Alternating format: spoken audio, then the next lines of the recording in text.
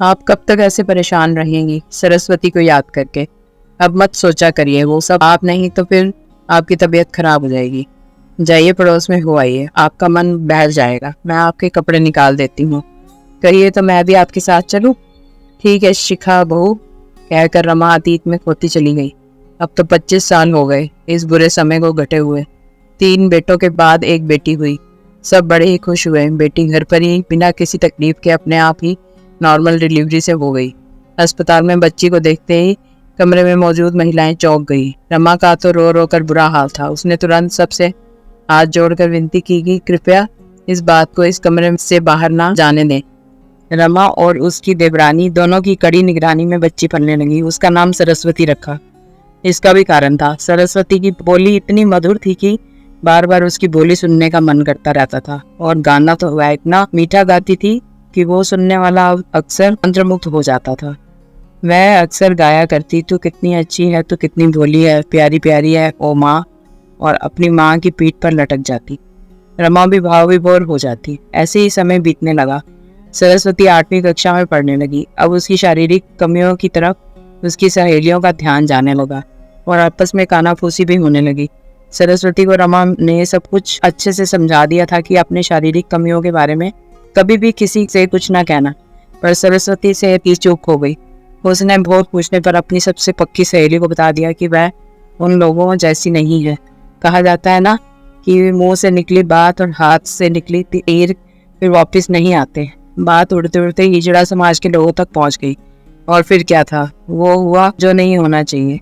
वह लोग बहुत सारी संख्या में आए और जब सरस्वती को ले जाने लगे तब बड़ा ही हृदय विदारक दृश्य था। पूरे मोहल्ले में सब दुखी थे। सभी उन लोगों से विनती करते रहे कि सरस्वती को मत ले जाओ, पर वो ना माने। रमा तो उनके पैरों पड़ने लगी। बोली, मेरे सारे जेवर घर अब ले लो, पर मेरी सरस्वती को मुझे दे दो। पर सरस्वती को वो लोग जबरन ले ही गए। आज 25 वर्ष हो गए उसी की तलाश में। जहाँ भी वह नाचने वाले लोग जाते, रमा देवी सरस्वती को ढूंढने पहुंच जाती। कहीं भी शादी हो तो कहीं भी बच्चे का जन्म हुआ तो रमा देवी तुरंत वहां उस उम्मीद से पहुंच जाती कि शायद उनकी सरस्वती उन्हें मिल जाए। एक दिन रमा देवी के पास उनके पड़ोसी का फोन आया जो अब दूसरे मोहल्ले में रहने लगी है। मामी जी, आप जल्दी यहाँ आ जाइए, यहाँ एक घर में शादी है और नाचने वालों में मुझे ऐसा लग रहा है कि वो सरस्वती भी है, आप देखकर पहचान लें। रमा देवी तुरंत अपने पड़ोसी के यहाँ पहुँच गई। उन्होंने देखा और झट से अपनी सरस्वती को पहचान गई, पर एकदम से वो भी कुछ कह ना सकी। सब नाच गा रहे थे पर वो चुप बैठी थी। रमा देवी ने कहा, बेटी तुम भी कुछ सुनाओ, पर वो कुछ ना बोली, बस उसकी आंखों से आंसू गिरने लगे। तब रमा देवी ने पूछा, बेटी तुम रो क्यों रही हो? इसके अन्य साथियों में से एक ने कहा, इस बेला का तो इस काम में मन ही नहीं लगता, पढ़ने लिखने में बहुत लगता है, बहुत अच्छे स्वभाव की है, हम सबका बहुत ख्याल रखते हैं, इसलिए हम इसे यही सब करने के लिए जोर नहीं देते। हम अपने मालिक को भी कुछ नहीं बताते, नहीं तो वो इससे ये सब जरूर करवाएगी। रमा देवी ने उसे अपने पास बुलाया। बोला, बेटी इधर आओ। रमा देवी के पास आकर बैठी तो रमा देवी उसकी पीठ पर हाथ फेरने लगी और बोली, सरस्वती मेरी बच्ची अपनी माँ को नहीं पहचान पाई? सरस्वती तुरंत अपनी माँ के गले लग रूंधे गले से बोली, माँ मैंने आपको देखते पहचान लिया था, पर सबके सामने चुप थी कि आपको कोई कुछ ना कहे। नहीं मेरी बच्ची, माँ को बस अपने बच्चों की फिक्र होती है, किसी के कुछ कहने सुनने की नहीं। आज कितने वर्षों बाद मुझे मेरी बेटी मिली है, कहाँ नहीं ढूंढा तुझे, कहाँ चली गई थी मेरी बच्ची? कैसी है तू? अब चल तू मेरे साथ, अब नहीं जाने दूंगी। सरस्वती को अपने सीने से चिपकाए रमा देवी रोती रही।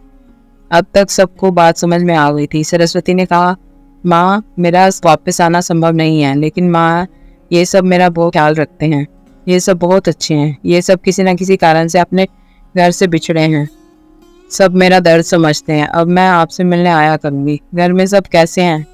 मेरे भाई लोग मुझे याद करते हैं या नहीं? सब तुझे याद करते हैं बेटी, तू घर चल तो एक बार। रमा देवी सरस्वती को अपने से कस कर चिपटाए रोए जा रही थी। सरस्वती अपने साथियों की तरफ याचना भरी नजरों से देख रही थी। तभी उनमें से एक ने कहा, चल सब चलते हैं बेला, बहुत दिनों बाद माँ मिली है, चल माँ के घर चलते हैं। खबरदार जो किसी ने मालिक से कुछ कहा, आज माँ के घर सब खाना खाएंगे। क्यों माँ? रमा देवी खुशी से रोते हुए बोली, हाँ मेरे बच्चों,